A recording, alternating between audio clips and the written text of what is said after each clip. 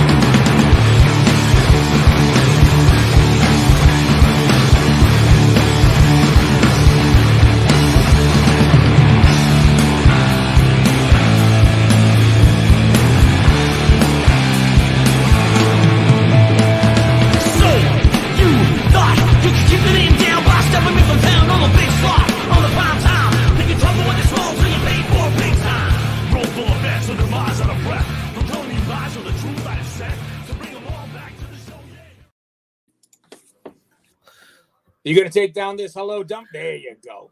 Hello, everyone, and welcome to Talking from the Cheap Seats. I am Rumble.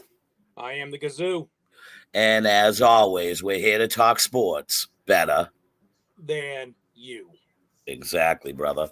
So it's been a couple of weeks. It's kind of good. I wanted to give you a quick update before we get into anything. With the help of one of the big wigs here on the Gorilla Position Network, who helps bring us Talking from the Cheap Seats, along with late nights talking wrestling with Jason Rumble and Du Bois, along with NWA podcaster Mr. Rick Del Santos, along with Mickey Biggs, have finally figured out how to put the StreamYard stuff that we're doing here on Gorilla Position Network to Spotify. It's officially on my computer. My wife has to register the thing, copy and paste, and with Anchor.com, or Anchor FM it's called, we'll be going to Spotify, Apple, iTunes, and much, much more with this device. It won't be a live thing. It'll be a button that we hit. But we will be on Spotify and other podcasting networks. So be on the lookout for two great shows brought to you by the Gorilla Position Network. Well, so hey. With that being said. Well, hey, since it's going to be on Spotify, might as well open up with the Grand Slam here. Ime Udoka sleeping with a minority owner's wife. That's the big rumor. He was sleeping with somebody's wife, minority owner. Okay. He came out. Talk about screwing your career and screwing the Boston Celtics over, huh? Guess if you were Kevin Durant, good thing you didn't get traded here. You know, I don't know why you think it. I don't look at it as being a happy situation. Why is that a happy situation? I'm not, but to anybody out there. Maybe it was happy when he was doing the deed, but I'm a huge green teamer, and I'm going to tell you dropping that, because I'll be honest with you, I've been waiting for more inside news to come out. You know, I watched the press conference. Brad Stevens was brought to tears in this moment, and you kind of knew, like, there had to be something more other than him hitting. Sleeping with a front office person or someone in the relations department. For you to now say this and bring this to the forefront here on this show, I can see why now private investigators were brought in. Yep. And why Brad Stevens was brought to tears about this. And why it's a legal matter for them to even talk about it. Yes. They can't release it, but something was released today that it was a minority owner's wife that he was sleeping with. Yeah, I'd have to say that his time, I think his suspension is going to be like, once they fire him, But I believe what they'll do is they'll keep him suspended and not fire him just to torture him from not being able to be employed this year in the NBA. Well, I already said it. He's not getting fired this year. He's suspended. They'll talk about it at a later date. But the reason why I think is I think there's going to be a lawsuit. You know what I mean? Yeah. Because it involves ownership and it involves a minority owner's wife. Yeah. Well, you do know that nowadays, that whole Daniel Schneider incident that's gone on with the once known as the Washington Redskins, one time known as the Washington football team, now known as the Washington Commanders, that was hugely done over in that front office. And it's been known for going on for a very long time. So with that being said, there's a lot of fraternization rules that go along with, the people who are employed.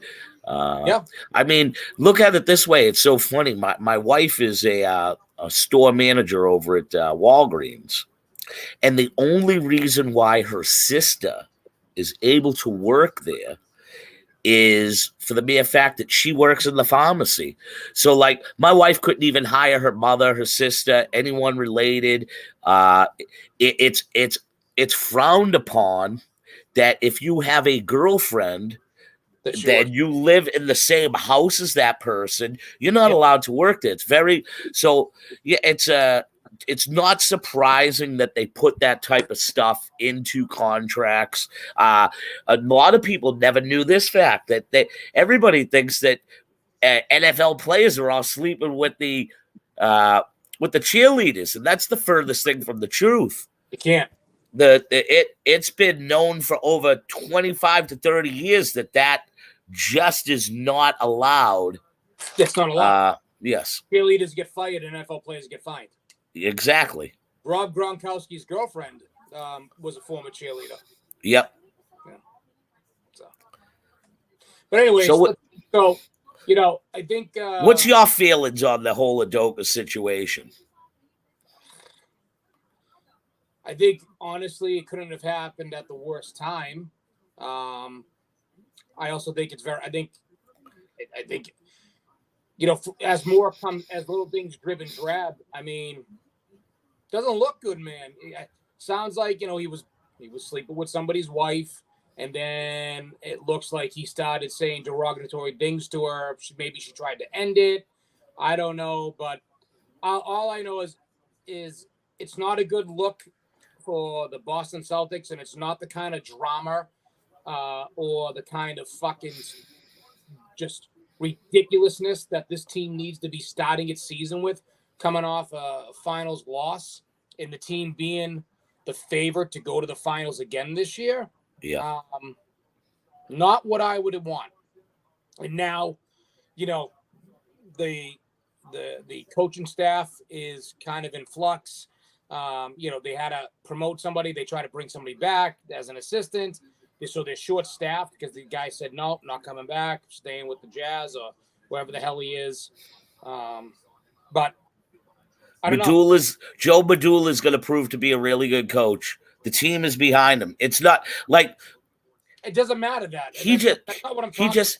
He just wasn't brought up to say, okay, Udoka is gone. This was talked over with a lot of the key players that the Celtics have. Right, but here's the thing, Jay. This happened 2 weeks before the start of a week before the start of practice. The season, preseason.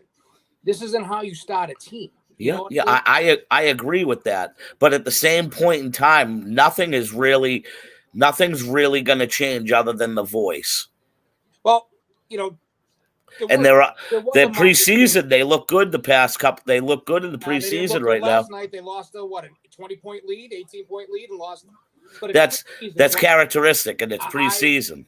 I don't hold nothing. Preseason means nothing to me. I will say there was another change in the Boston Celtics. The signing of Blake Griffin. So we'll see what he's got.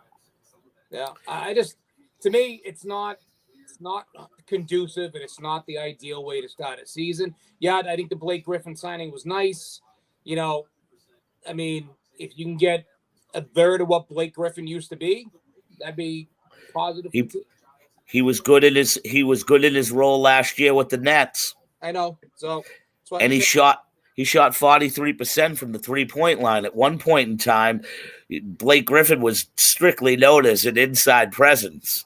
I know. So I don't look at I don't want people to take it the wrong way. That Blake Griffin, blah blah blah. I'm just saying I believe that that's a good little piece that's going to come off the bench. A veteran guy. So. Yeah, I think so. A veteran guy. I like that, and he's playing for something. He came here on a veteran minimum, believing that this team has a chance to get him that ring so that he can host the big gold cup. That's all. I think the Celtics will end up, Mark, I believe this, that the Celtics before or within the first week of the season will sign LaMarcus Aldridge also as a veteran presence. And I believe he will be signed to a 10-day contract to start off with.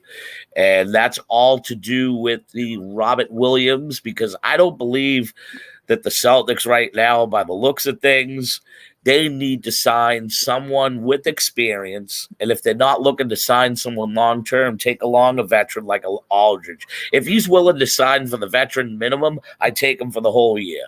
But you need somebody of experience coming off that bench. We talked about Dwight Howard. I found out a little inside information that Mr. Al Horford is not a huge fan of Dwight Howard, and it would have been said that Al Horford would have threatened retirement from what was said. Not a fan of Dwight Howard, so Dewey Howard won't be here. I think that's what they needed. They need some veteran presence off the bench. And when it was rumored that we were going to look at Carmelo Anthony, I didn't think it was a bad thing either. He wasn't. Guys like that ain't coming here to be the man. At this point in their career, they're chasing a ring. They already got the money. They already got the accolades. They already got the numbers. Right. I agree. So, and the thing is, maybe the Celtics game I watched through the first half, they had that 20-point lead. Brogdon looked like he was gelling well with everybody. At one point, Brogdon and Marcus Smart had a couple of nice passes and stuff like that playing together. So it seemed to me that I believe that they probably lost that game trying to find some of the younger guys that they have on the bench to see what they're really going to utilize as far as cuts and who's going to be the big guy. Who comes out to spell Al Horford at the beginning of the year? We know that the lineup is gonna be Brogdon, it's gonna be Smart, it's gonna be Jason Tatum, it's gonna be Jaylen Brown, and it's gonna be Horford to start off that. That's what the starting five is gonna look like for the first 6 to 8 weeks of the season. Right. All right. Well, we'll see. So I really do. If you listen to all the guys out there, they believe that a big man is needed. And the reason why you haven't seen it happen yet is to give that, that boost of confidence to the young dudes that have been mentioned to go into that role. Maybe to say, oh, wow, look they believe in me, and maybe they'll give that little extra. But if they don't take advantage of this situation, that's what I believe could happen. All right. Well, let's tell you what. Okay, I'm with you there. Let's transition to the only team in Boston that wears a B that actually matters, and that's the Boston Bruins. Because the puck is on the ice, I have no problem talking about it. Just keep it in the Garden right now. Since we're talking teams out of the Garden, we'll keep it in the Garden. We got another week before the start of the season. I watched a little bit of a preseason game the other night, and I had seen Krejci, I believe, out there with your favorite Jake DeBrusk. They're just filtering through lines because a lot of those. It's all good. I think that's good. DeBrusque could use it, man. Yeah, but DeBrusque ain't going to be with him. It's going to be Pasta and probably Zaka with Taylor Hall out. But Yep. the Bruins are looking actually pretty decent. I mean, again, it's gonna be they need to weather the storm for the first. Is the guy's name Bleacher or Belker or whatever, the kid from Michigan? I heard his name mentioned the other night. I don't think you'll see him on the roster. Beecher, his name is, right? Beecher? I don't think you're going to see him on the roster to start the season. He'll be an AHL guy to start. The only guy I see maybe making the roster is Fabian Lysel. Okay. I've heard that name thrown around. That's that young kid I was telling you about. He's a stud. First-round draft pick, I think, 2 years ago? 2 years ago, first-round draft pick. Good. So he has a chance of making it. A lot of people I guess the team is really gelling around Montgomery as the coach. The biggest issue right now, I think, with that team is going to be their defense. Not having Grzelcyk or McAvoy, although they are skating, still time away. Although all three players, Grzelcyk, McAvoy, and Marchand, are all ahead of schedule, they're saying. What about the kid is it Lindstrom that we got from the Ducks or whoever last year? Lindholm. Yeah, he's starting the season. Okay. Lindholm. But yeah, he's there to start the season. Taylor Hall just got hurt. He's week to week, so. Okay. I didn't hear that yet, but I mean. Again, I think the Bruins, look, their goaltending is solid with Ullmark, young goaltending, Ullmark and Swayman. I mean, I'd really like to see Swayman make the jump to start, to be the true number one. But if it works again, I'll take the 1A, 1B routine again. Till it doesn't work any longer. Again, the big thing is going to be, can this team stay relatively in the hunt early in the season and weather the storm for the back end, because they pick up some points. I mean, they're in the toughest division in hockey. There's a lot there. Ever since they did the realignment, I've been kind of lost as far as where they're at. So it's weird because the alignment, they're called, they're in the Eastern Conference, but they're in the what do they call it? It's not the Mediterranean. It's the I forget what it's called. But so who's in their little bracket nowadays? So their bracket is the Florida Panthers, Tampa Bay Lightning, Carolina Hurricanes, and then it's no, sorry, not the Hurricanes. It's the hold on, I'll tell you right now. I'll try to. It's the teams we have. It's Buffalo, Ottawa, Toronto, Tampa Bay. It's the Bruins. Hold on, Bruins division. Bruins division. There we go. Bruins play in the East. It's called the East Division, and if I can't believe I don't remember this, but what the hell is it? East Division. Well, it switched back from when it was like. It's the Bruins, the Rangers, Sabres, Flyers, Pittsburgh. No, that's not right either. Oh my God. NHL standings. Hold on. There we go. We'll go by division. Yep. 2021. It's Florida, Toronto, Tampa Bay, Boston, Buffalo, Detroit, Ottawa, Montreal. That's their division. Man, that is a hard little division. Yep, that's their division. Florida is a phenomenal team now. Tampa's so strong. Toronto is really good. I think you're going to see a reformulated and a refired up Montreal Canadiens after some of the moves that they made. I mean, they play in a very tough. Yeah, I hear the Canadians went out and did some big things in the offseason. They did. And then you got to remember they also play the other division. So they're the Atlantic division. And then they play the Mediterranean. Not Metropolitan. Metropolitan, that's what it is. And the Metropolitan Carolina, Rangers, Pittsburgh, Washington, Islanders, Blue Jackets, Devils, and Flyers. And, they play those teams usually 4 times a year, and they'll play their divisional teams anywhere 6 to 8. And then they play the Western Conference teams twice. One home, normally one home, one away. Thing is, the Bruins need to survive, like I said, the first kind of 2 months of the season and stay relatively in the hunt and not fall too far behind to when they get Marchand back, because Marchand will be the last of the 3 to come back. The big thing, too, is they got to stay healthy. The team really can't afford any more injuries, to be quite honest with you.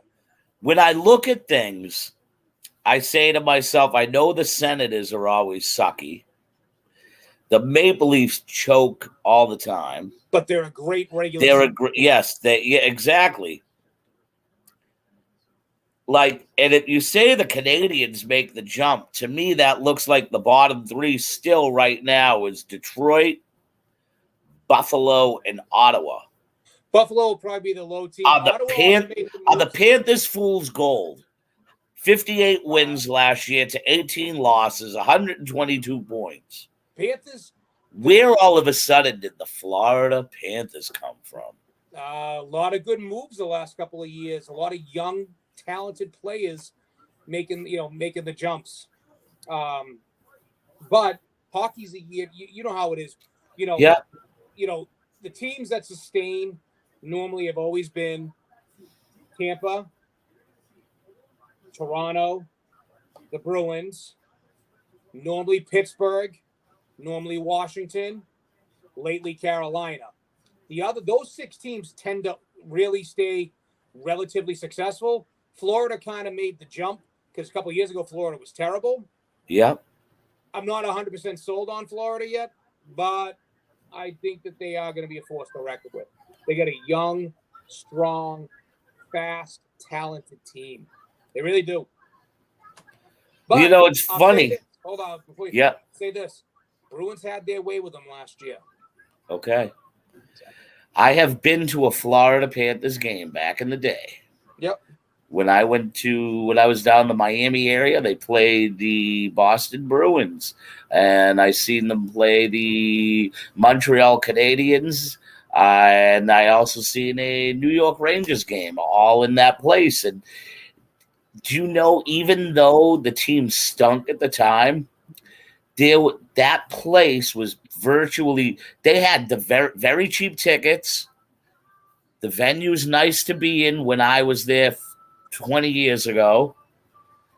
And the atmosphere was a lot of Canadian people who rerouted themselves down there. A lot of French-speaking people that were at that game and at the games that I went to. And it was very interesting to see that the Florida Panthers drew better than the Florida Marlins, which I had been to a few of their games. They had a great deal. 2 dogs, 2 beers, $10. Yeah, buddy. That was how long ago? 20 years ago. Okay, that ain't happening now. But I'll say this. I understand that, but what I'm saying is Florida's always had as far as I was able to see to the few hockey games I went to, they had a really good following down there. Let me tell you why. It's the same reason why the Las Vegas Golden Knights do. It's the same reason why, even though they're terrible, the Phoenix Coyotes do and the San Jose Sharks. It's because it's a sport that is played in a climate, in an area that normally they do not play on a much grander scale. Hockey is not, Florida is baseball, football, soccer. Those are 3 major sports. Don't Florida. say California doesn't have hockey, because some of the best hockey players right now are coming out of California. Who? Some of the best U.S. hockey players right now are coming out of the state of California.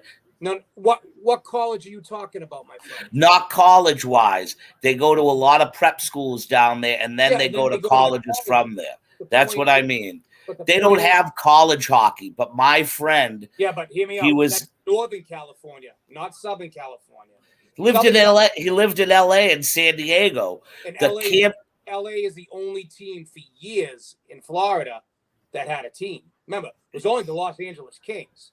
You didn't have the San Jose Sharks and the Anaheim Ducks until the mid '90s. I forget the guy's name, but he played for the Anaheim Mighty Ducks. And right now, that I'll find out from my buddy. But that guy has a hockey deal that's down there. Like people fly people in to go to his school and stuff like that. Yeah, that happens. But the point is California is not a hockey hotbed. California is not known. California has always been known. Let's be honest. California is really soccer, not really, but California was known for its basketball, its baseball, and its football, always. That's why... the state of California has more D1 commits in football than any other state for the past 10 years. Yeah, how many D1 colleges does California own, though? There's the difference. No, meaning U.S.-wide. There are more California... Look at how many players... And number 2 is Texas. Number 3 is Florida. Yep. I would say, I would say, if I can't, I don't know those numbers exact, but I guarantee you Texas is in the top 3, Florida's in the top 5. Probably Georgia I'd probably say Georgia and Alabama are probably up there as well for California, U.S.-wide for the past 10 years averages more D1 commits in football than any other state. Yeah, but football is its largest sport. That's what I'm trying to say to you is the Florida and also down there in the state of California, there is a game this Friday night. Out in California, Mater Dei versus St. John Bosco. That game has over 23,000 people going to attend that high school football game. But it's crazy. But here's the difference, right? We live, again, that's why what I'm trying to say is Florida, the reason why the Panthers probably draw so much is because there's not a lot of professional hockey. I understand that, but there's a lot of Canadians that yeah, but Florida is a retirement. Yeah. Or I'm moving south, same as, like we luck out. We come from an area where, it's a kind of a four sport state, but let's be honest, the best hockey players in the United States come from the Northeast. Yeah. They come from the Northwest. Yeah.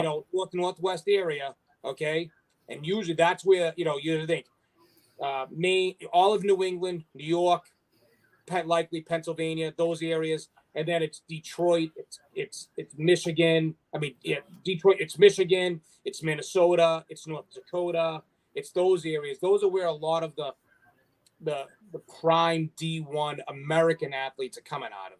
So, if I lived in Florida and I lived where the Panthers play, I'd probably go to as many games as possible too, because if you're a hockey fan, it's like same as the Golden Knights. Like, I have now an opportunity to get into a sport that's exciting to watch, and I have a team. Hell yeah, I'm going to go watch it. Even if I wasn't a big fan, that's why I was talking to somebody.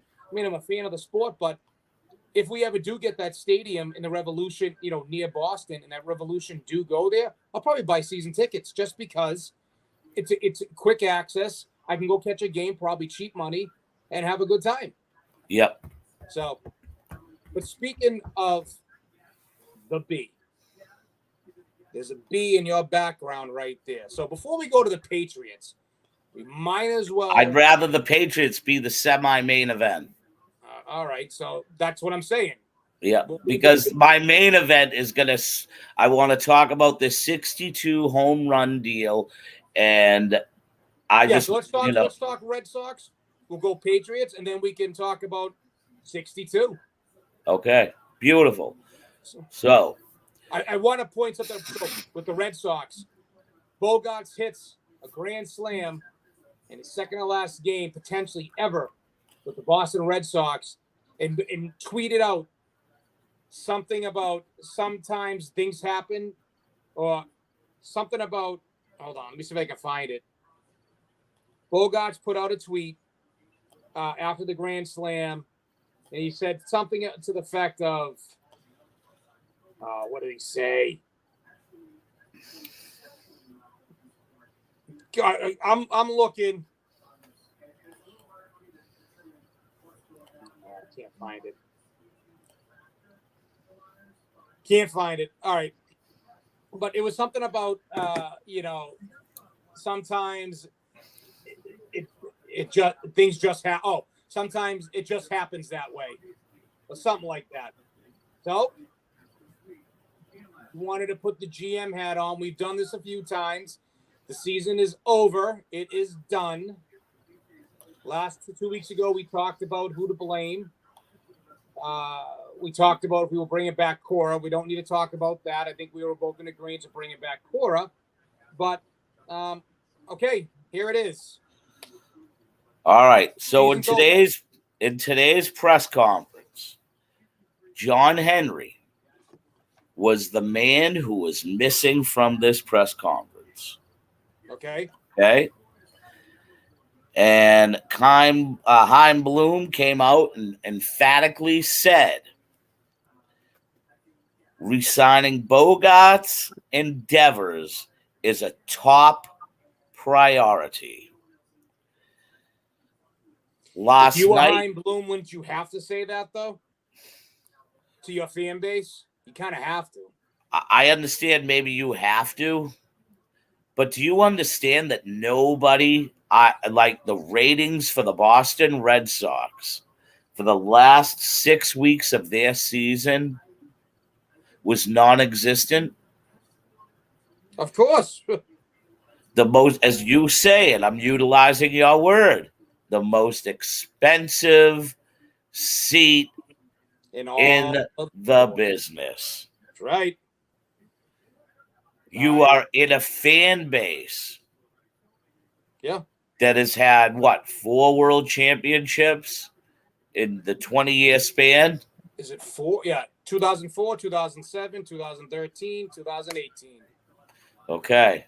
Now, with those 4 world championships, do you know that the Boston Red Sox are second only to the Detroit Tigers in last place finishes in that time frame? They finished last under Bobby Valentine. Then they finished last 1 year with what's his face there, the pitching coach. They have finished last 9 out of 11 seasons in the past 20 years. That's last place. That doesn't make sense. That's impossible. In the last 20 I'm years? sorry. 7 out of the last 20 years, they have finished in last place. With 7. Last place in their division, but not dead last. Okay. But in their division, 7 out of the past 20 years. So 13 times. 2004 is what you're saying. Yep. Only the Detroit Tigers can claim worse. Now this year, out of 15 teams in the American League, they were 14th in ERA. Not good. The fans, when they took Bogarts off the field last night so they could give him a standing ovation, which leads me to believe, like you said, taking him off the field like that, is that a sign that Chaim Bloom came out and lied to us today in his press conference? Listen, I don't think. I think what you're getting is the proverbial cover my ass press conference. I'm going to tell the fans what they want to hear. And yeah, they'll make an offer, but like they made an offer to John Lester that he's going to laugh at. And then they can say, well, we made an offer that we felt was good. That's what we felt the market was at. And he's obviously not going to take it. And they can say, hey, we did a fair market analysis, and this is what we felt he was worthy of, because we want to build for the future, blah, blah, blah, blah, blah, blah, blah, blah, blah, blah. And that's what you're going to get. So we can't say we got lied to technically, but let's be honest. Truth is, they're not. I don't think they're looking to sign Alexander Bogaerts at all. From Pete Abraham, who talked with agent of Xander Bogaerts, Mr. Scott Boris. He believes he is going to have a one-on-one talk with owner John Henry over this contract scenario, so to speak. Yep. What's the matter, bro? I got to take a quick 10-second break. Go ahead. I'll keep talking while you go. So, as Mr. Humble is taking care of his quick second break here, truth be told, again, and I stand by it, and I'll say it again to everyone out there, I do not think the Red Sox are being truthfully honest. I think the only person they want to try to sign in all this is Devers.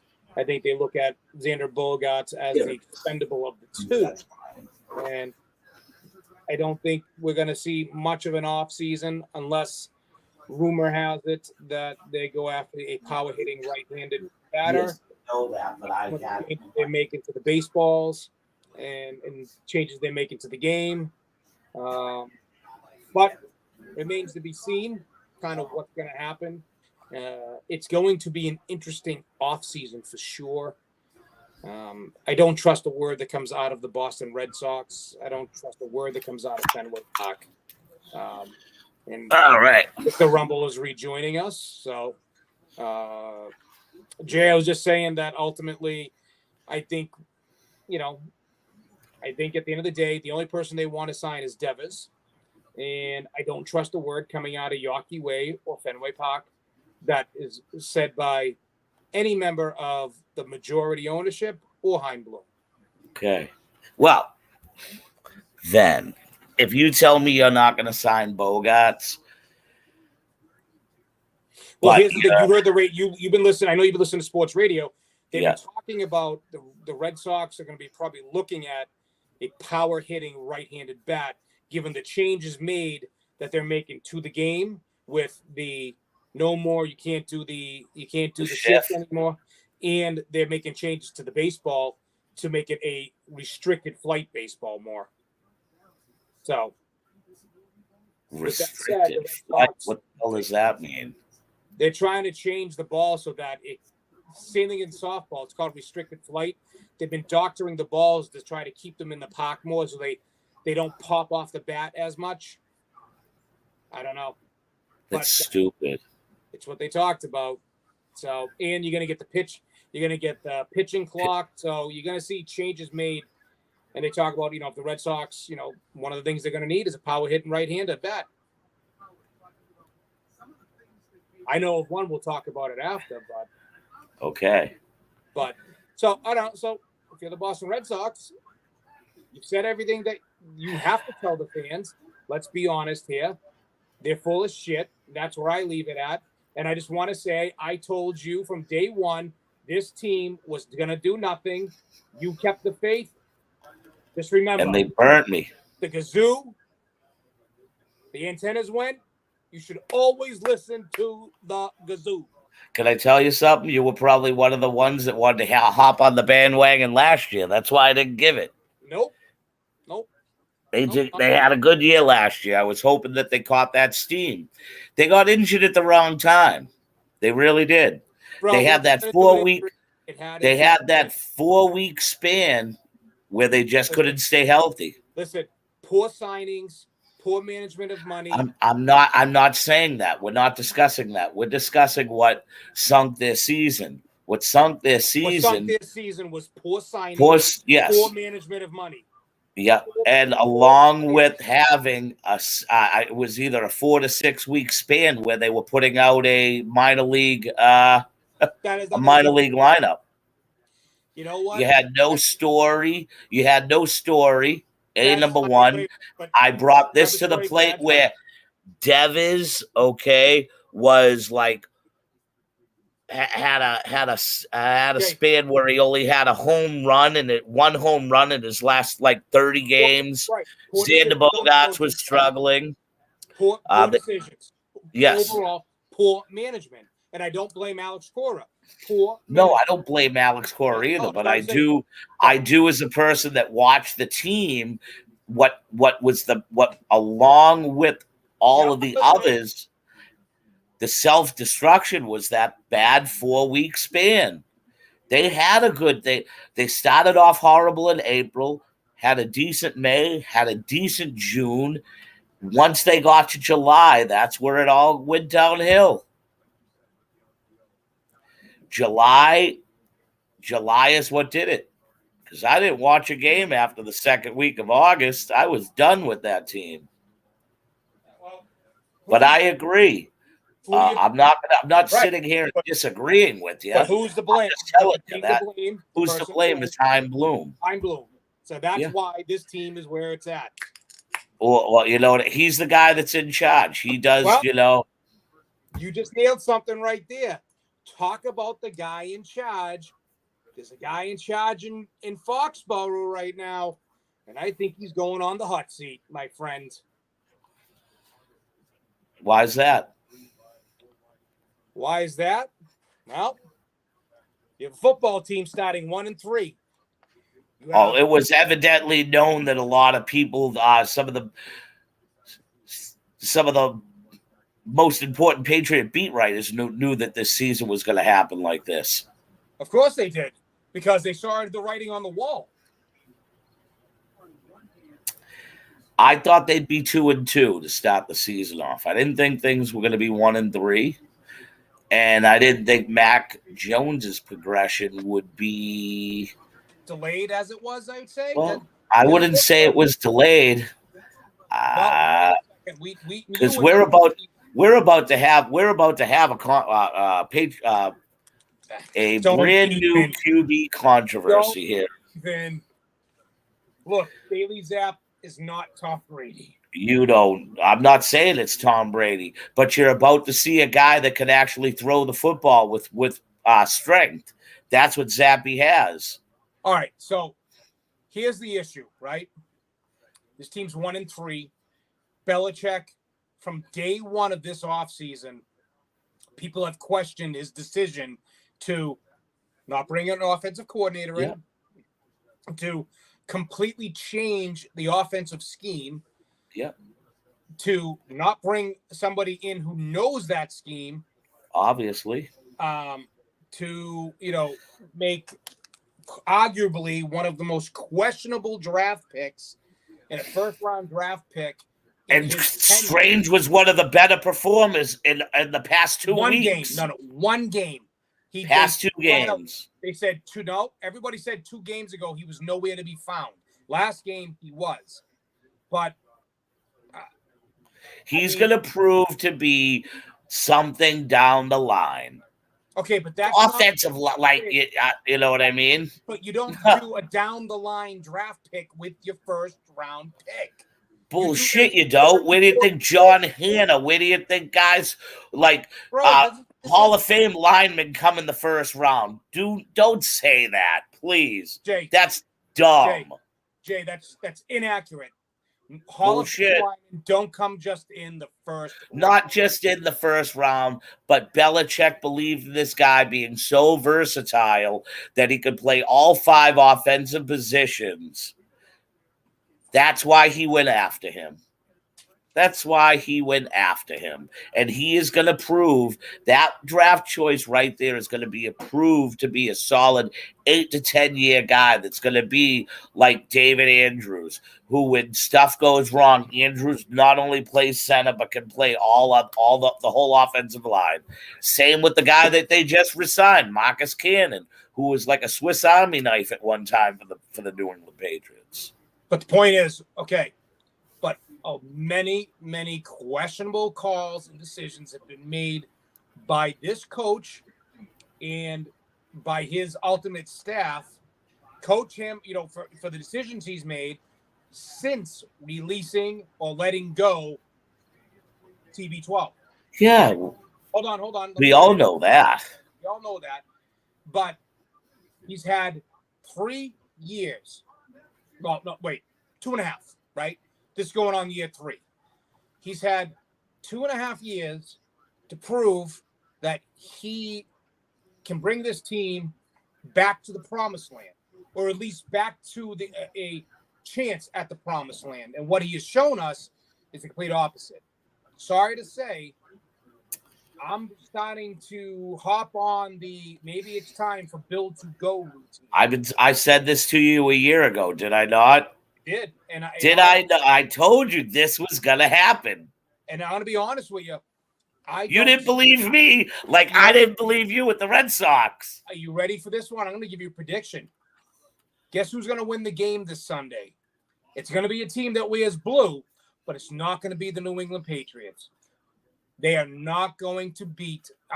I'm not going to be shocked if the Detroit Lions, the number 1 scoring offense in the fucking NFL, number 1 in the NFL, is not going to beat the New England Patriots. The Patriots have 0 offense.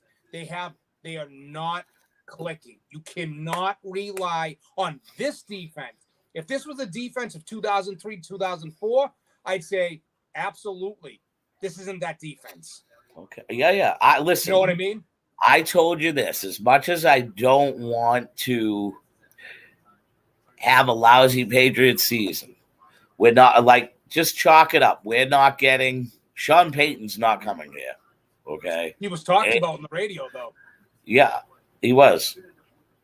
But Sean Payton ain't coming here. I think the 2 people that you will be on the lookout to replace Bill Belichick will be Bill O'Brien,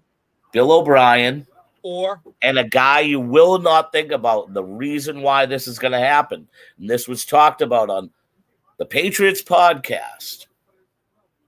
Look for Brian Flores, the man who was fired. I don't buy that. Yeah, I don't buy now, that.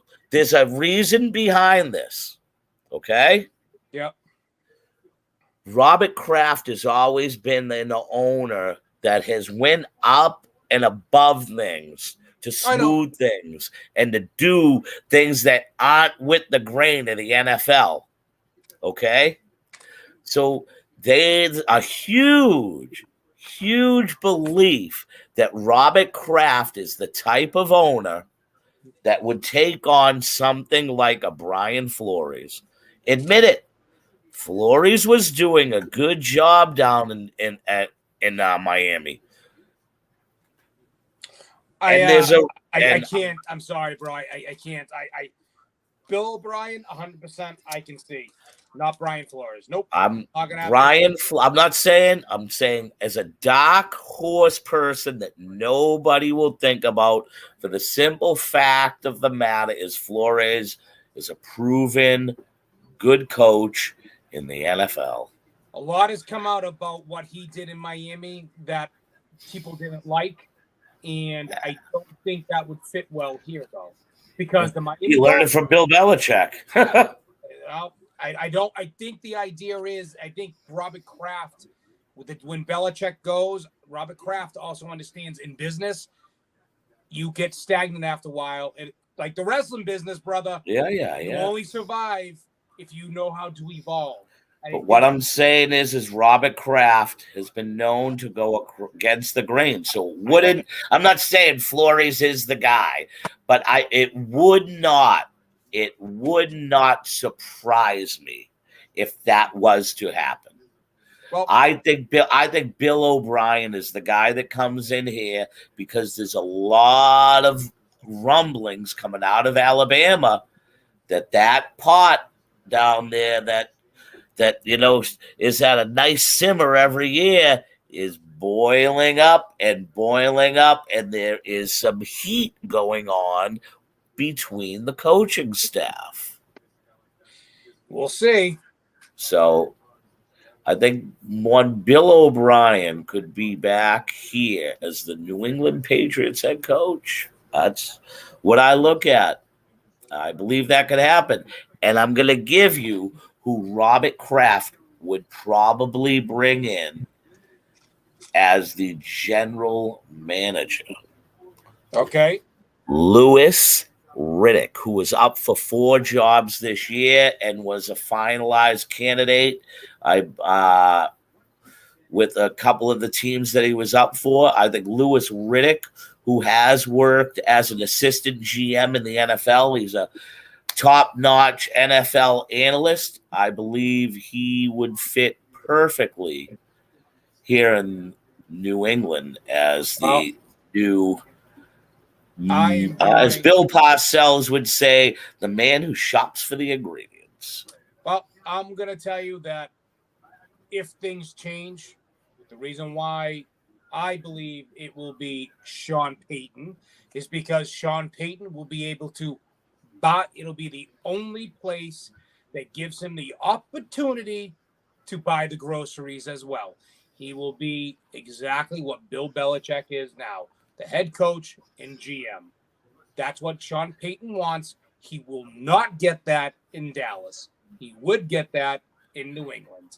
Can I tell you, Dallas is looking too good to say, hey, let's get rid of, because they're falling in love with Kellen Moore, their offensive coordinator, who's been talked about for the past the past 4 seasons, been talked about as being a potential head coach position. You said 2 weeks ago. Yeah, I did. Payton was going to go to Dallas because I did, because I didn't think Dallas was going to do this. I thought once Dak Prescott went down, to be quite honest with you, I thought the Cowboys would have the same record as the New England Patriots, 1-3. Well,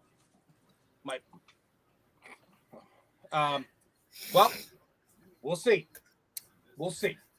All I know is, my question before we move on to probably the main event, and then we'll do a little epilogue after with the pro wrestling. But before we hit the main event, one question, simple answer.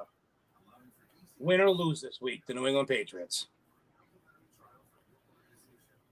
I think the Patriots come out and surprise everybody and come up with an upset victory, and it doesn't have to do with the offense.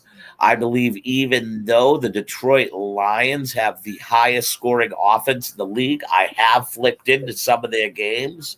One game they were down 26-3. They came back to win that game. Jared Goff is going to throw a pass that is going to be intercepted, and it will be on what would be a game-winning drive for the Detroit Lions. But the Patriots defense comes up to pull one away in what I believe will be the start of the Bailey Zappi QB controversy, as Bailey Zappi goes on to pass for 4 touchdowns, 1 interception, 327 yards of offense, and will go 22 of 36. And you will see. Yes, I do. I believe it's going to be a high-scoring game. I think it's going to be 37-35 New England. So before we go to the main event, I just want to point out one statement that you made in all of that. You said it was going to be an upset. Where are they playing? In New England. Who's favored right now? Who's favored right now? Who's favored? Who's favored? I know. So it's technically termed as an upset, my friend. Pretty bad that the New England Patriots are an underdog in New England. Yep. Speaking of the main event, Aaron Judge, the 3rd Yankee to set the American League home run record, and in my eyes, really true home run king, although I'm waiting for the PEDs. But anyways, he is the 3rd Yankee and the only Yankee only 3 Yankees Babe Ruth. Roger Gehrig. Maris. No, Gehrig never held the home run record. Who was it again? Babe Ruth, Roger Babe Ruth. Maris. Oh, Roger Maris. I don't know why I said that. It's not the true. It's not the true home run king, man. Okay. Anyways, we're not going to get into that conversation. We are because American League. He is the American he's the American League guy. Home run champion. I don't care what anybody says. We're not talking about Barry Bonds. We're talking about no. I don't give a no. You have to bring up names like Bonds, McGwire, Sosa. Yes, you do, because steroids were not illegal in MLB. It was not written. It was not written in their bylaws. No, it wasn't. No, it wasn't. Aaron Judge, right? Listen, steroids were not illegal, only to be distributed in the United States. It was not in their drug policy. Look it up. It wasn't in their drug policy. It was known. There is letters that were obtained from the commissioner's office to turn their back on this stuff because it brought hindsight and limelight back to what was known as America's pastime. Hold on. You want to stop right there because I'm going to prove you wrong. Steroids made it to the baseball banned substance list in 1991. 1991. You have been proven wrong. It's right fucking here in Google. Thank you. I know what I'm talking about. I don't look at it as any. I don't look at it like that. I don't. To me, it just so happened, like in every era, they have their controversies.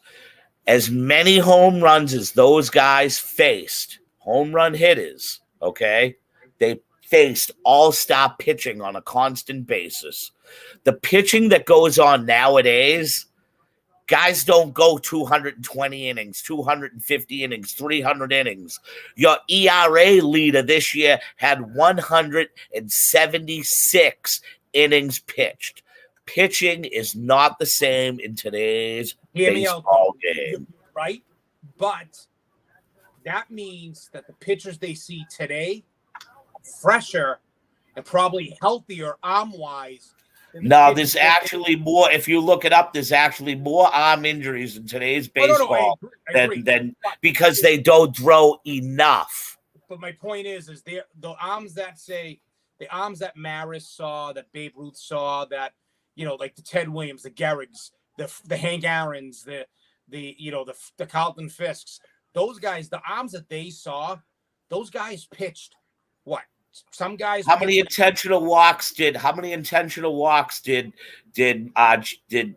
Judge have this year? I don't know. I didn't look it up. Not as many as Barry Bonds.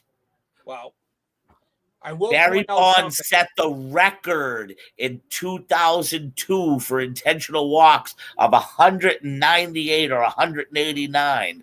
He had 171 walks combined in 2001, and I believe he had 98 were intentional. He batted 328. He had an OPS of 515, and he averaged a home run every 6.5 at bats. Listen, and he faced good people. And I don't want to hear the steroid thing because I've seen plenty of people who were nothing to begin with took steroids and became worse. It doesn't matter. But other guys. If you're not a good athlete to begin with, steroids will help you. But if you ain't a good athlete to begin with, steroids do nothing for you. It's not a computer chip that says, make me an all-star baseball player. Make me an all-star. Can testify that you can be a shit athlete. And get better. He wasn't a shit athlete. He was on the U.S. Baseball Olympic team before he was in 1980. And he was a well-regarded home run hitter in the minor leagues. Now listen, Canseco was by no means one rookie of the year as a skinny beanpole. Yeah, bro, because he fucking did the sauce. He wasn't a good not his rookie year. Compare him to any other ball player that was an all-star that year. a real ball player. Go back Come and look on. at Canseco's rookie year. Cares. All I care about is his rookie card back then. That's all I Yeah. cared about. Haters. Listen to me. You're not haters. It's the facts. No, But it the isn't. fact is, You love pro wrestling. Every one of the you love pro wrestling, correct? We know okay. that. So don't be a hypocrite, buddy. I've never touched them. They've never been inside my body. Understandable. But I have. And a lot of people who want to say, oh, get a job. Wasn't my fault that I was good in professional wrestling and I could basically obtain the dream of doing it as my good job. In the ring. I don't know about on the mic. I'm kidding. Listen. Okay? There's plenty of people that are haters that are supposed to be my own friends that were so fucked up that could only say to me, get a job. It ain't fair. Get a job. No. Fuck you. No. The best one with that bullshit. Right. The best one is I never did those. Yeah, you did. I gave him pinkies before. I know you did. I know. But anyway. It's just the fact that I was willing to work harder than the other guy because I wanted it more. Yeah, but I want to finish the Judge thing and we can jump to that with wrestling. Listen, Aaron Judge's 62 home runs is awesome. I recognize it. But as far as putting it up to 73 home runs, I don't, it's not, I just look at it this way. Bonds' year-round statistics that year, no matter what, outweigh what he did. And I bet the pitching that he faced was that much better than what Aaron Judge faced. That's all. Right. I love Aaron Judge. He did a great job. He's a fucking Yankee. You know, and I hope he signs here and we give him $400 million to be our next DH for the next 8 years. So people like Stiff might go, oh, man, only went there for the minute. Two things I want to point out. They talked about it on the radio. They said, because the question was, because of where he played at Yankee Stadium in the short right porch, is how many of the home runs would not have been home runs. Every home run he hit this year would have made it out of every ballpark. There were there were 7 home runs that only would have made it out of would have made it out of only 4 ballparks, but ultimately every home run he hit this year would have made it out of a ballpark. So he hit 62 clean home runs is what I'm trying to say. Yep. Nothing big. He didn't get the Yankee advantage per se. The second thing is what you just said. I hope the Boston Red Sox have been talking about the power hitting right-handed hit batter. I do hope it's Aaron Judge. I will take him all day. And with that said, and you just said it, let's transition to something you mentioned. You talk about professional wrestling. So I guess before we get into a quick little rundown, because I want to talk to you about something, you know, I think we've understand Triple H has said he has done things to his body to take years off his life. You and I obviously know what he's talking about. Many professional wrestlers, but steroids in professional wrestling have nothing to do with gaining an advantage, I guess, in a quote unquote sport. It gains them an advantage, I guess, body-wise, number one, strength-wise, number two, because let's be honest, they're selling, a lot of professional wrestlers are selling their body, and they're having to, you know, I mean, have you seen MJF? He's put on 20 pounds. I looked at him and I said, there is no way he's put on 20 pounds in that short amount of time without a little help. He hasn't wrestled in 130 days. That's nothing, though. But think of it this way. He's keeping his body healthy. I wouldn't doubt that he's able, like for that time, that's 3 months of being able to eat correctly, sleep correctly. 20 pounds? Train correctly. He makes $1 million a year. He can hire a personal trainer. I agree. But you and I both know that. Yeah. I wouldn't doubt. Like nowadays, they really don't take steroids. They're called designer tropians that mimic what steroids would do. They basically right now known to have very minimal side effects because it's taken sublingual under your tongue. Well, I think when people talk steroids and they do bring up professional wrestling a lot. And like as you did, but they have to understand you're taking it to enhance your physique. I'll tell you exactly what Jim Cornette and Kevin Kelly used to say to me, Slick Wagner Brown, and others. You're great, kid, but the next time I see you, can you be 5-10 pounds heavier? I ain't gonna tell you how, but you should know how. Okay. Yeah, I know. So, that's I think I think steroids, and I think there are people who we both know who would make those kind of comments. But I think everybody that knows the business knows that steroids is a when you're on that main stage, it's almost a given that the bigger main event is. Don't tell me Roman hasn't touched it. Listen. Don't tell me Seth hasn't touched him. Don't tell me Ed. Edge, we know touched him at one point. Guys like Kevin Owens would be jobbers back in the day. I know. That look just was never over. Mysterio definitely has done him because look how big he is. It just, you can tell. In the same token, it's different though. It doesn't enhance. You're not going to hit more home runs, or you're not gonna kick the ball farther, or you're not gonna hit the baseball farther, or slap the puck harder. What you're gonna do is you're gonna look bigger. You're probably gonna get more strength, which is gonna get you a better physique, which is gonna help you sell more T-shirts. Yeah, make yourself, because I can tell. My whole deal was I was on the indie scene. I wanted to look better than the average indie guy, so that I stood out. Yeah, to give you an opportunity. So it would give me an opportunity.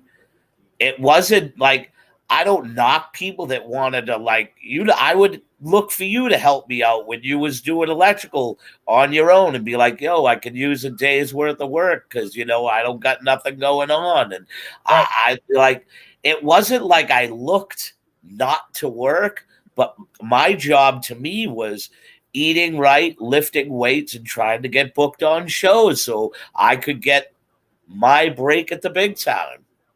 And I felt like sometimes, close friends that were in your corner to say dumb shit like that to you was not really cool. No, I knew. Remember, I knew the situation. I knew why you were doing it, and I think you and I had we've probably had many conversations that we probably don't even remember talking about it. And we knew this. I knew the sacrifice you were putting in. Is it the right thing to do? Technically, no, not technically the right thing to do, but that's your choice. You know what I mean? And that's honestly, that's why I see a lot of look at Randy Orton, how many times he got busted for him. Yeah. Because the physique, it's what sells for for guys like you and you in your boat. It gives you that, doing it. If you don't have a physique, you have to be very unique in the ring to really get seen. I'm not wrong. Oh yeah, you're absolutely right. You have. I never felt I was unique. I just felt that I did the little things right, and that when you put me in certain matches, that I was able to get what I needed to get over and then some. I felt that I was just a gravitational character, whether I was heel or babyface. I'm not going to tell people out there, man, I was the greatest wrestler in the world, but I believe I knew what to do as a character, and I felt that character could gravitate because of my look to one day be and transition to TV. Because you were kind of the quint, as what I'm talking about. You were the type of indie wrestler that relied on the physique to kind of you're not talking talent, but your gimmick, I'm going to be honest, your gimmick was kind of what you would call not a vanilla gimmick, but it's that there was nothing about the quote unquote gimmick that was like, oh my God. It was like, okay, he's got, this is his gimmick. But now you have to look at the wrestler and you have to stand out physically because that's what they look for, because you didn't have some. Can I buy this guy as a guy off the streets of Boston that loves his city so much that he's willing to fight to defend it? That I looked at myself as almost like when you see that B, was just like I used to say to you, the tattoo right here of the sickle, if people can see it, but anyways, I pictured that would be up in the sky, and being the Boston bad boy, whether I was a good guy or a bad guy, I was kind of like a cult superhero to protect all of the Bostonians. But And here's the thing, right? if I was a fat guy or a skinny guy, who the fuck am I going to protect? But here's the thing, right? I guess what we're trying to get at is you were probably one of 100 people with a similar type of idea and gimmick. Therefore, that's what the steroids for you, trying to help you get that physique to be set above that, to say, okay, well, standard gimmick, yeah, great, Boston guy, I can believe it, sounds like it. Oh, look at the physique. He sells. His body can sell in the ring. Versus if you were just a standard guy like myself, who just average shape or average whatever, it made it believable being in the ring with people like Mike, who's 300 pounds, throwing around Bo Douglas that's 6'3", 6'4", 250. You know, I felt I needed to have that stocky-like look, you know what I mean? But yet cut. Well, speaking like of a gladiator. Cut, the White Rabbit. Let's jump to it right now. All right. Let me just say this. Into it. Okay. I really like, as much as the Triple H era is great. Do not bring up Raw in the last 20 minutes. I don't want to hear it. Oh, buddy. That whole last hour was the drizzling shits. I will agree. I'm don't have to say no more. I agree.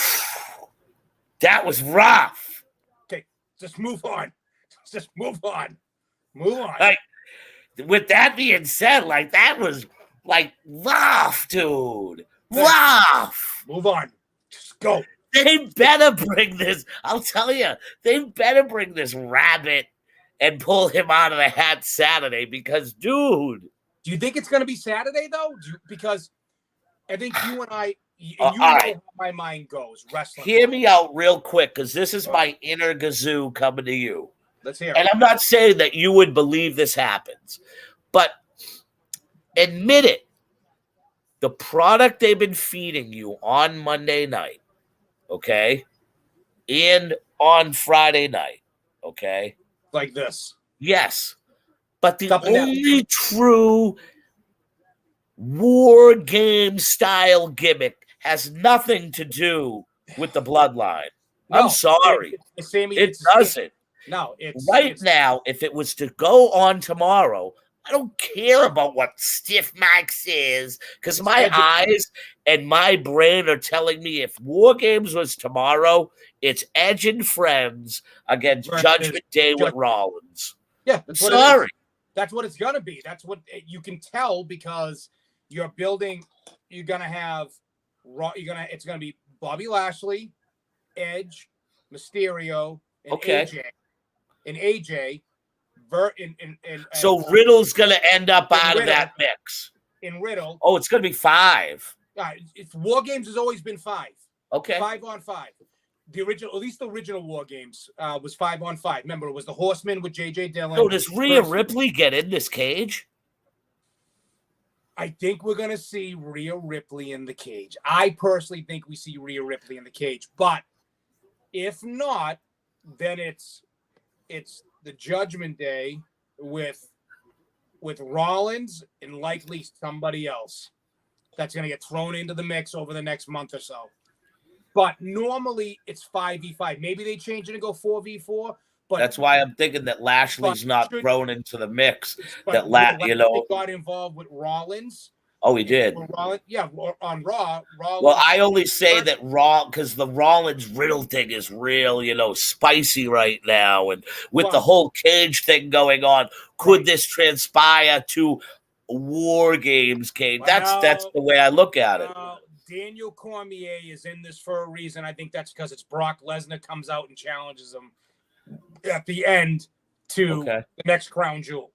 But I will say this, that I agree with you 100%.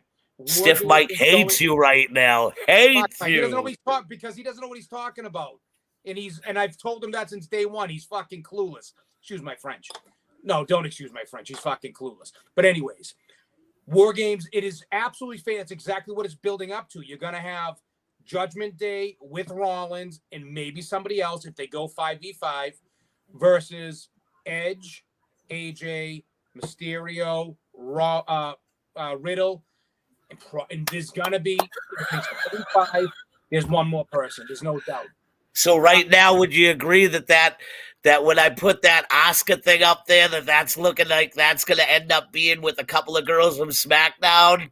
So then it's going to be Oscar with their crew. We're having 2 War Games. We're going to have a women's War Games. Yes. And think about it. That's going to be Bailey with her crew, with Oscar and those guys. That's how it's leading up. And here's where I think Bailey and her crew, it's possible that the 2 final members of that crew are Naomi and Sasha Banks. Wouldn't it be funny if it's not Naomi, but Sasha Banks and Charlotte Flair? Or it could be Charlotte Flair. Becky. No, Becky, no, won't be Becky. She's still in a sling. Oh, wow. Okay. Yeah, she's still in the sling. They showed her working out the other day, and she's still in the sling. Okay.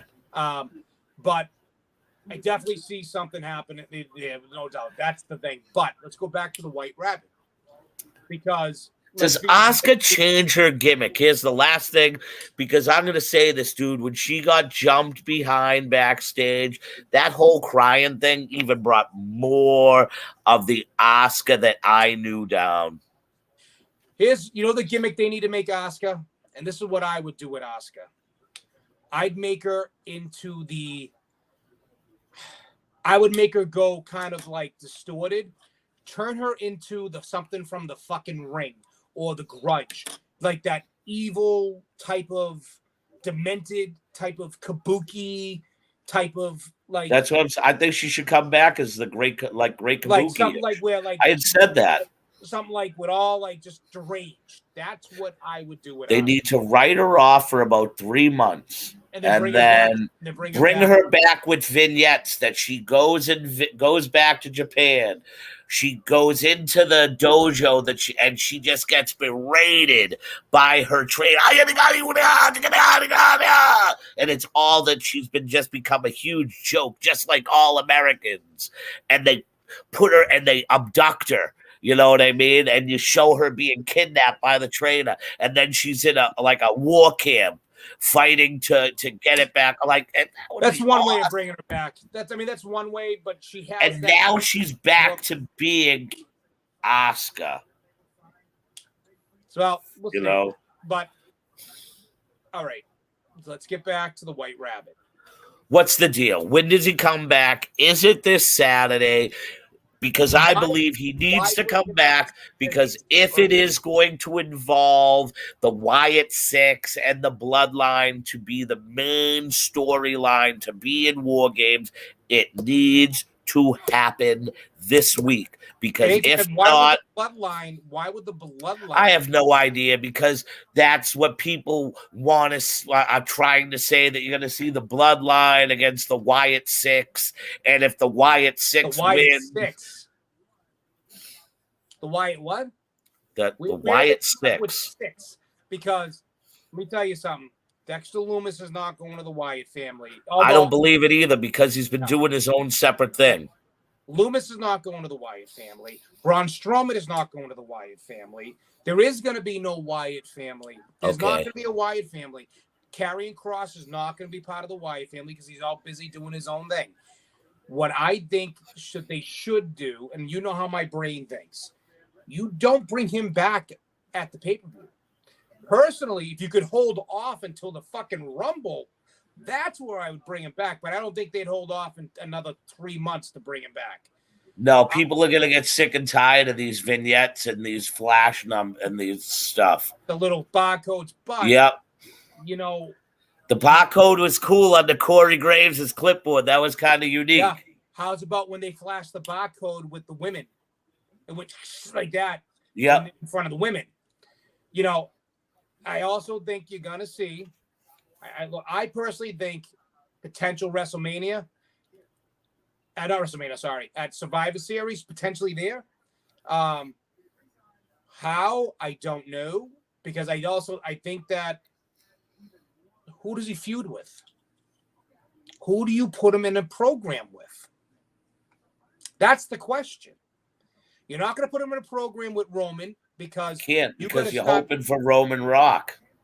Well, Roman Rock for WrestleMania Night 1, and then you need Roman winner of the Royal Rumble WrestleMania Night 2. Mark my words, that's what's going to happen. So you don't believe in the rumblings right now about quite possibly The Undertaker coming back for that one last match at WrestleMania Night 1? Not with him. No. They're talking. Hear me out. Not with Roman. No. Hear me out. Tommy Dreamer and Bully Ray were talking about a scenario that was being talked about. Now, hear me out. Undertaker has had some rumblings lately after seeing the Ric Flair retirement match. And the fruition of him saying, never say never, could ultimately come to a fruition or a truth at WrestleMania Hollywood. To wrestle who? To wrestle Bray Wyatt. They already did it. No. But this time it would be to make the man at WrestleMania. The Undertaker would put Bray Wyatt's brand new character over. They are saying that quite possibly him coming back would be to call the one person out who is the dark man, the true demon of what would be the WWE universe. He wants to take the Undertaker's powers to be that man. And they say, for the simple fact is, there's been close friends that even though the Undertaker said he was happy with the cinematic match, that he quite possibly could think about his last match one more time, last done over, being in the ring. And the reason being, too, is that if Vince McMahon does go into the Hall of Fame, what a way for Vince McMahon's truest and best creation to ride off into the true sunset. I don't know, man. It's Hollywood. Listen, it's Hollywood. If The Rock does not come through this saying, what a way to put that on the what a great night one that would be, to say you get to be there for the Undertaker's last match. It's going to be against Bray Wyatt, or whatever he is known as. He puts Wyatt over. It's basically handing the baton to the next phenom of the WWE. And let's just face it, Bray Wyatt was in the conversation of quite possibly being Undertaker-esque. Problem with that. Don't ever say, we can never say never. Oh, I know that. Problem is, though, he's healthy right now. All he's really going to do is show up on a Monday here, a Friday there. Go like this. They have all the special effects now. Whereas if they're going to that SoFi Stadium, they can make a holographic Paul Bearer that would be basically 30 feet tall, holding a urn that would and that would be the way of remembering the Undertaker. For Paul Bearer to be in the ring with him as the Undertaker goes like this one last time after putting Bray Wyatt over. I just don't see it. I hear what you're saying. Know you don't see it, but I hear what you're saying. You're going to SoFi Stadium where already it's 101,000 seats in the venue. Here's the big issue with that is the only reason why you're having the Undertaker put over Bray Wyatt would be if on the next night on Raw, Bray Wyatt is taking the WWE title, which he doesn't need. I don't look at it just because he beats the Undertaker means that he has to win the title. That I don't see it that way. I see it as he's anointing him as the next, because tons of people are made the man without having a belt. It's just giving him that rub. It's giving him that WrestleMania victory against The Undertaker. So let me put one different scenario at you before we call it a night. What if the Judgment Day and say Seth Rollins and it's not Bobby Lashley? What if you have all these guys and they don't know who their partner is gonna be, and all of a sudden it's you see the white rabbit start flashing everywhere, and it's like, who the hell is our partner gonna be?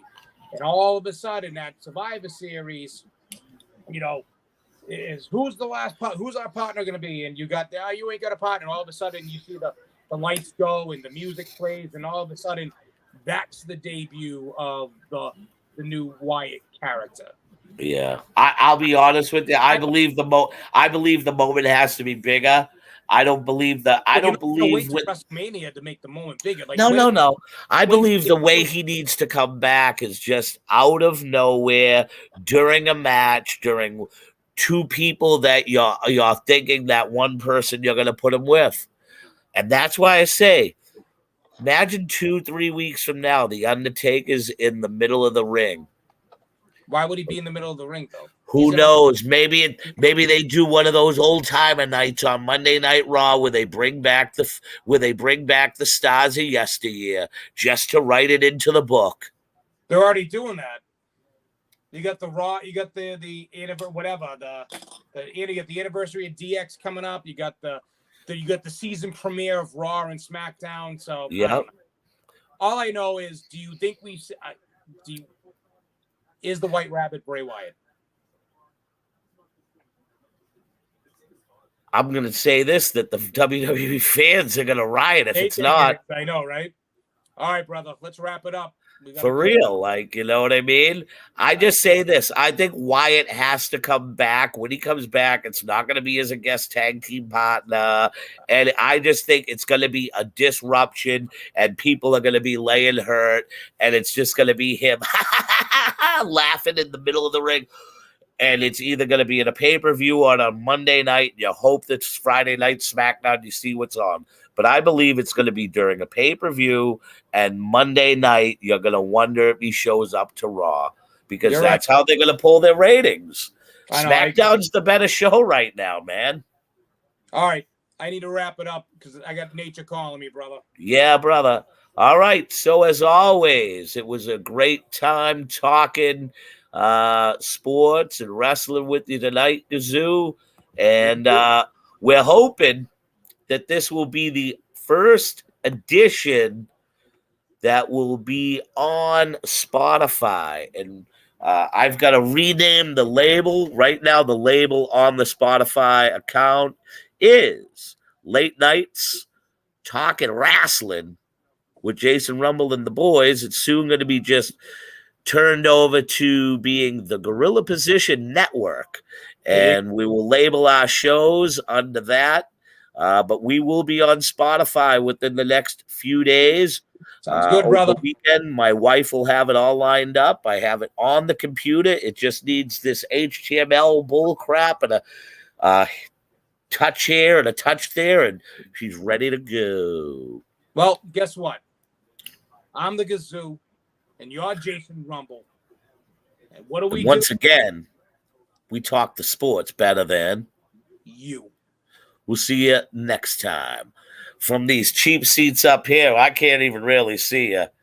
Man, but I'd take a cheap seat at this Sunday's game to see Bailey Zappi pass for 325 and go 22-36, baby. We'll see you next time. Oh. You got to hit the button, buddy. We need that music. Hey, it's the Hardcore Legend.